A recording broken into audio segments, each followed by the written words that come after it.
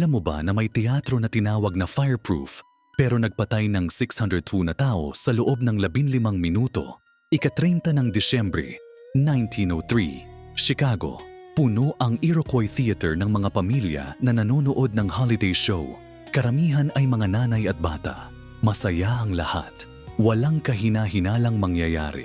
Tapos biglang nagliwanag ang entablado. Isang maliit na apoy lang sa simula.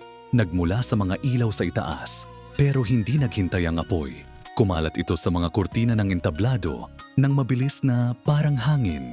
Takbuhan, sigawan, kaguluhan.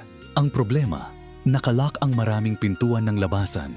Hindi alam ng mga tao kung paano buksan ang mga bago at hindi pamilyar na exit doors. Ang mabibigat na damit ng mga babae at bata ay nagpabagal sa kanila. Naging patay na daan ang mga hagdan dahil sa nagtutulakang masa. Ang teatro na ipinagmamalaki bilang pinakaligtas ay naging pinakamasama. Pagkatapos ng trahedyang ito, nagbago ang lahat.